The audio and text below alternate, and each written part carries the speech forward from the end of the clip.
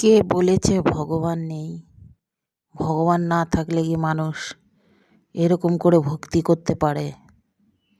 যে ভক্তি করে তার কাছেই ভগবান আসে বা ভগবান তার উপরে সহায় হয়। আমরা অনেক সময় ভাবি যে ভগবান নেই। অনেক কষ্ট দুঃখ দিলে তখন আমরা ভাবি যে আমাদের সত্যি ভগবান নেই মনে হয়। মানে আমার জীবনের ঘটে যাওয়া একটা ঘটনা আমার জীবনের সাথে, তখন আমি ভেবেছিলাম যে সত্যি ভগবান নেই।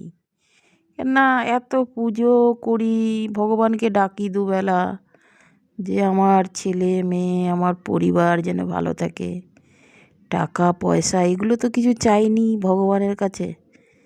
তবুও ভগবান আমার কপালটা এরকম করে পোড়ালো। আমার 18 বছর ছেলেটা চলে গেল, কিছু তো করতে পারতো ভগবান।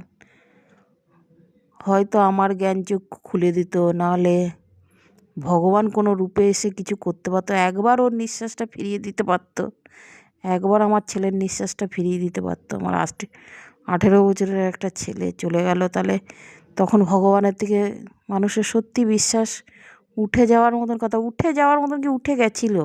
আমি ভেবেছিলাম ভগবানকে আর আমি পুজো দেবো না, কোনো দিনই আমি আর পুজো টুজো দেবো না। আমার মেয়েকে বলেছিলাম ভগবান ওই আসন মাসন সব বাইরে ফেলে দে, আমার আর দরকার নেই, আমি কোনো ঠাকুরকে পুজো দেবো না। যাদের জন্য পুজো দেওয়া তারাই যদি ভালো না থাকে, তাহলে কিসের জন্য আমি পুজো দেবো? আমি তো টাকা পয়সা বাড়ি গাড়ি এইসব কিছু চাইনি। তাহলে আমার ছেলেটাকে এই বয়সে নিয়ে গেল, আমি জীবিত থাকতে থাকতে আমার ছেলে চলে যাবে। এটা মানে কোনো মা বাবা কি মেনে নিতে পারে? কোনো মা বাবাই মেনে নিতে পারে না। তারপরে আবার আমি আমার গুরুদেবের কাছে গেলাম। তা গুরুদেব ও আমার বাড়ি এসছিল, আমিও গেছিলাম গুরুদেবের কাছে প্রথমে। তা গুরুদেব বললো, দেখ আমাদের তো অনেক অনেক জন্ম থাকে মানুষের, হয়তো তুই এই জন্মে কোনো পাপ করিসনি, আগের জন্মে কোনো পাপ করেছিস, বা তোর ছেলে কোনো পাপ করেছে, তার জন্য হয়তো এটা পাওনা ছিল তোর ছেলেরও তোরও, দুজনারই শাস্তি এটা। তা তখন ভাবলাম হতে পারে, মানে মনকে বোঝালাম।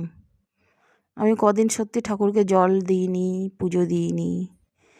তা এখন ভাবি নিজেকে দিয়ে যে সত্যিই তো ভগবান না থাকলে পৃথিবী চলছে কী করে, সকাল হচ্ছে কী করে, রাত হচ্ছে কী করে। ভগবান আছে, যারা ভক্তি করতে পারে, দেখুন এরাই দেখুন কত ভক্তি।